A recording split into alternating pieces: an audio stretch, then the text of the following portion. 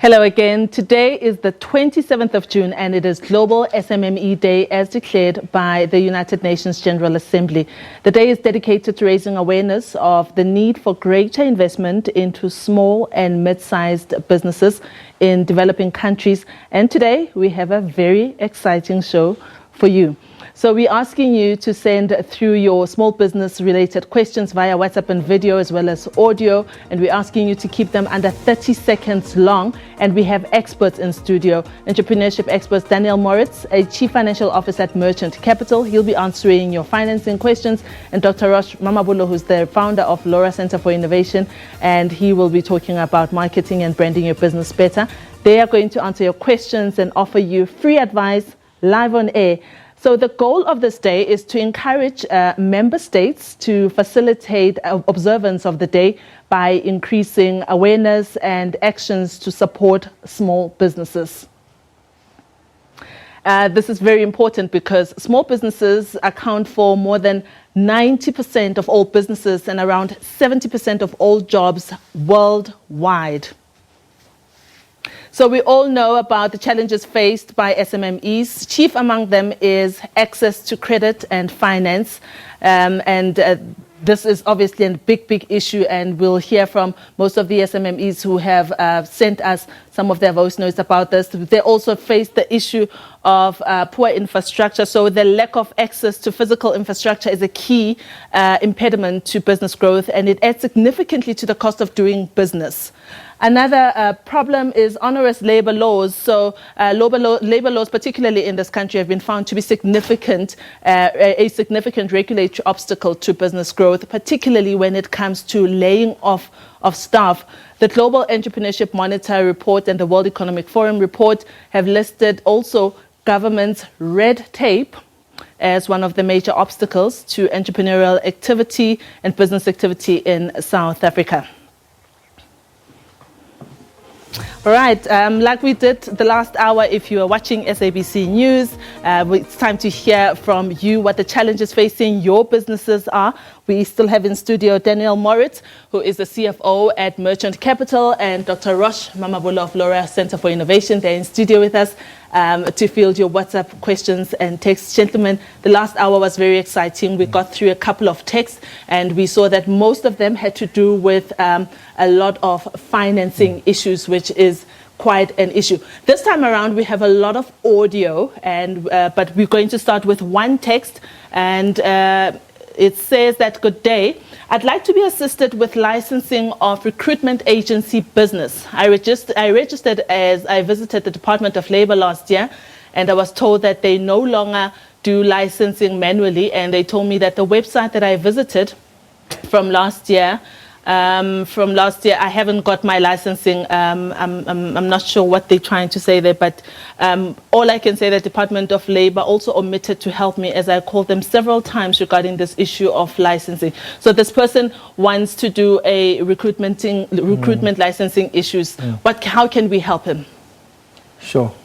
Go for it. So I think that, look, on the recruitment side, it's not our key focus as our business. However, from our experience is that if he or she is struggling to get access to the licensing and not getting any luck with the call center or the website, etc., perhaps speak to some other recruiters within the area that have had similar experience in how they dealt with it. It seems strange that they're hitting so many walls because the department is there to assist them. So I would try email, try the website further, but also speak to people within their community that are doing similar recruitment, or reach out to some large recruitment agencies that are, I'm sure, open to helping the small up-and-coming recruitment agencies to help them get the access to what they require. Yeah. So as I said earlier on, I hope that you have a pen and paper at home and taking down notes, because this is valuable advice and it's free. We're only on SABC 404. Dr. Mamabulo, let's talk about this business model on its own. It talks about a lot. I see someone trying to alleviate a problem of people trying to find jobs. And we know that unemployment is a huge thing here. And, you know, he's going into that space. It's quite innovative, wouldn't you say? Look, I think it's quite an interesting case because you are looking at the whole issue of, a lot of companies are retrenching a lot of employees. The economic conditions are not that favorable. But what I've seen now recently is when we are encouraging entrepreneurs to start their businesses, there's quite a huge gap when it comes to recruiting for small SMEs. Because one of the biggest challenges with SMEs is access to staff that is, suitable to work as an SME. Because there's quite a difference between working for a big company and working for an SME. So I find that there's quite a huge opportunity recruiting for small businesses than for big companies, because we are at a stage where big companies are actually retrenching a lot of staff. So it's quite innovative, but obviously looking at what market are you targeting. At the moment, corporates are downsizing, and there's a huge opportunity for SMEs. So when SMEs are still establishing, there's a whole market that's waiting for you to fill up with the right trained caliber of people for SMEs. That's true. Gentlemen, let's throw our attention to the video wall again, and let's see what the next tweet is coming up. I think Studio will put it up. Yes, hi. My name is Vuile Vanga. I have a recycling business. Where do I go for funding to open a material recovery facility? And as Vuile is in the Eastern Cape. Daniel, that is coming to you. So depending on the characteristics of that particular business, we would consider funding that particular business. Yeah. I would ask them to come and chat to us through our website, and if we are unable to assist with that particular business, we will refer them to the right place. For this kind of business, what kind of criteria would you look at? So what we do is, our speciality is funding retail businesses. Right. So what we offer is a really exciting way that the payment mechanism is done by way of in line with the turnover. So for example, if somebody comes to us from a retail and they have a retail business, we will have our repayment won't be a fixed monthly installment. We will take a percentage of their revenue. So that's really, really exciting for these entrepreneurs, because when they have a busy month, they pay us more. When they have a quiet month, they pay us less. Okay. So you're quite flexible. So it's almost like it's debt for the business. We don't take equity. However, the substance is that of a partnership. We struggle when they struggle, and we do well when they do well. So this recycling business is not our core business that we target. However, if they've got a certain number of transactions per month and they're doing a minimum revenue of 100,000 Rand a month, we'll be able to help them. All right. Rosh, just before I ask you about the issue of recycling, I'd like us to listen to a voice note. I believe we have a voice note. Unfortunately, you won't see it on the video wall, but you'll have to listen very carefully when the voice note comes up. Good day. My name is Tumelo. I'm from Val in Everton. I've recently started an NGO. It's actually 2 years old. At the moment, we're looking for the investors, the sponsors. What I was advised is that for us to get the sponsorships, we have to, us as the founders, we have to be removed from the board. I just need an elaboration on that. How true is that, and how will it benefit us? All right. That's Tumelo from Free State. I'm sure you got that. How would you advise Tumelo? It looks like the funders want to remove some of the participants in the business from the board. Do you have perhaps a way that we can help him? Look, I'm not so sure exactly why funders would do that, but what I would presume is obviously for governance purposes, right? You don't want to have a hugely big board. You want to have a functional board that is able to be nimble enough to make the decisions at the speed that is required. And if the size is too big, sometimes that stifles decision making. I would assume that would be one of the reasons. The other reason would obviously be that the funders would want to sit on the board and make sure that their funds are used. They have somebody who's able to ensure that their funds are used as the intention of the NGO is. You know? So it sounds like it's more of a governance issue. And there's always an issue of accountability and making sure that the board functions effectively and they're making the decisions. Yeah, I wanted to we know about how big business sometimes has issues with functional corporate governance or lack thereof. as a small business person, say you have a business that employs maybe 250 people or less, how do you structure your business such that you still observe proper governance procedures and that you run your business effectively? Look, I mean, more often than not, you find that when that issue of governance comes in is when there's an external funder. Right? When somebody is saying, I'm putting my money into this thing and I want to make sure that there's, those roles and responsibilities of the board are there to make sure that my fund is taken care of, right? Usually it's private equity or venture funders who would want to make sure that there's a structure that's looking after my money.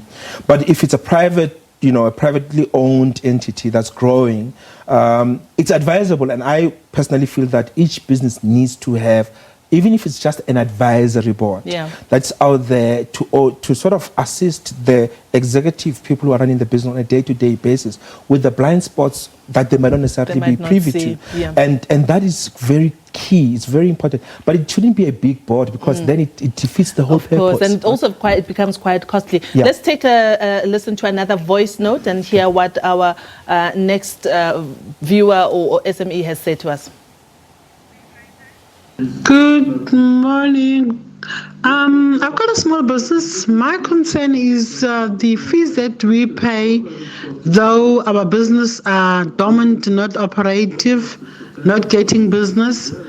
My question is that can the government look into it, like paying for your NHBRC, paying for your CPRO, paying for all those fees on an annual basis?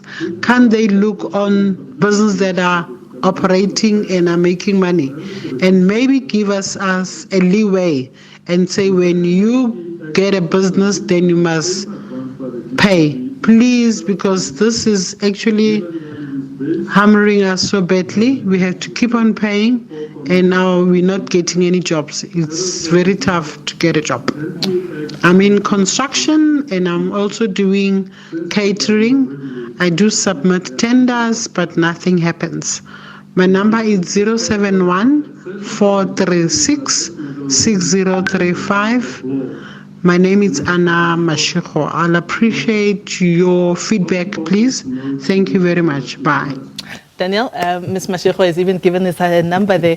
But how would you advise her? She's in catering, she's in raising construction. A very good point because for businesses that are still small and growing and struggling in these economical times, to be paying punitive fees for all sorts of regulatory requirements and they're not receiving the revenue, it doesn't make sense for them.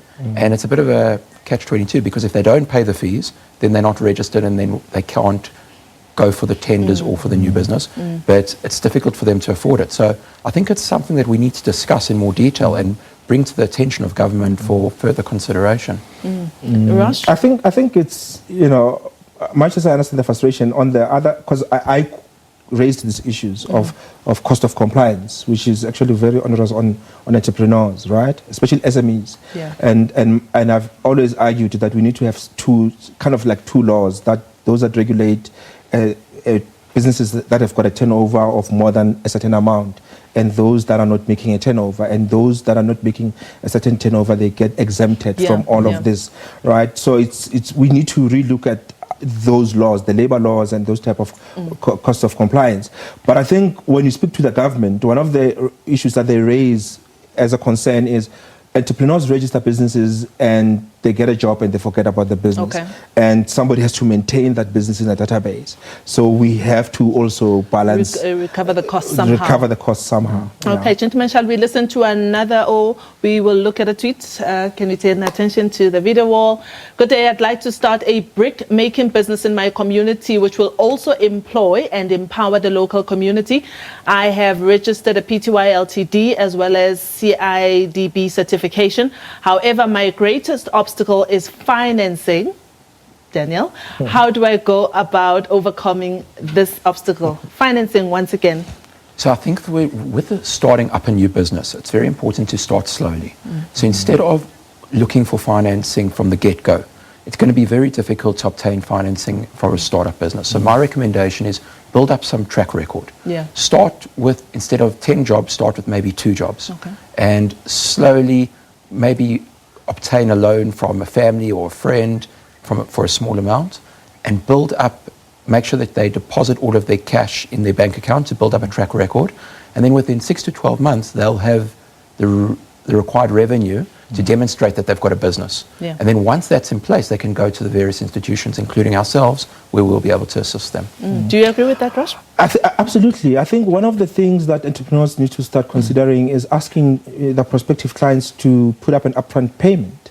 You know, I think it's normal business practice that when, especially in this type of industry, where if you place an order, you have to have some form of deposit that you pay, and you pay the balance at the end. And I think that, you know, those upfront payments, those deposits can actually be your starting point to, you know, do the basic breaks, and from there you get the balance when you deliver. Yeah. It's negotiating with your clients, and I think you'll find that some of the clients are receptive to that. Okay. Yeah. I believe, I'm told that we have one more message that we could listen to, I believe. Yes, it's listened to. It's on the video wall. So shall we look at the video wall? Hi, I'm struggling with customers. How do I get more customers? I just started my business a few months ago. It's a pity this person does not tell us what type of business that they're in. But just in general, how does one attract customers? It doesn't matter what businesses you are doing. Some of these businesses are also informal businesses. I know that a lot of ladies would be selling your Avon, your Tupperware, and all little perfumes. How do you attract customers when you are in that kind of business, and how do you retain them? So I think that with a small business, it's a combination of two things. Especially in the early stages, word of mouth is your biggest benefit. So by spreading the word within your community and within your customer base, and referral campaigns. So for example, with the lady selling the Tupperware on the Avon, they can say, for every friend or family member that you bring to me, you'll get one item for free. Because it's difficult for small businesses to afford marketing expenses. So we've got to think of smart, proactive mechanisms to get the message out of what their services are, and the best way is word of mouth. And we could use also social media, I'm sure. Yes. True, and I think, you know, just a step before, you know, it's who are these people that you're trying to attract? You know, often entrepreneurs go out there and say everybody is my client. Not everybody is your client, right? You don't have a budget to speak to everybody. So sort of try and find out who would you start with. Who are your easy wins? Start with those and do a very good job. And from there, word of mouth gets around. You know, but be specific and focused on who. Not everybody is your client. You know, when you talk about customers, who are they? Are they women? Are they men? Are they young? Are they old? Are they in rural areas? Are they in cities? You know, so you need to be able to say, when a customer walks in, this is my customer, this is not my customer. And that classification is important. I work with a very lovely team, and they tell us that we have one more voice note that we could listen to, and that we could help another small business. Shall we listen? My name is Buti Abram Mahwani. I'm from Klerksdorp in the Northwest. I love cooking, and then I wanted to create my own food truck. But now I don't really have funding. I just wanted to find out if maybe, you know, organizations or maybe that can assist me with getting funding for my business, because I would really like to own my own food truck. Thank you. I also love food, Buti. Let me speak to Ross first about the business model. He wants to do a food truck. This is very nice, and I mean, you talk about lesser costs, especially of brick and mortar and getting space and all of that. Then we'll move over to what kind of funding Buti should be looking. I think in your intro you spoke about, you know, infrastructure being one of the biggest challenges, and I think this, you know, solves that problem head on. And I think, you know, it's you don't have to be paying rent and all those kind of things.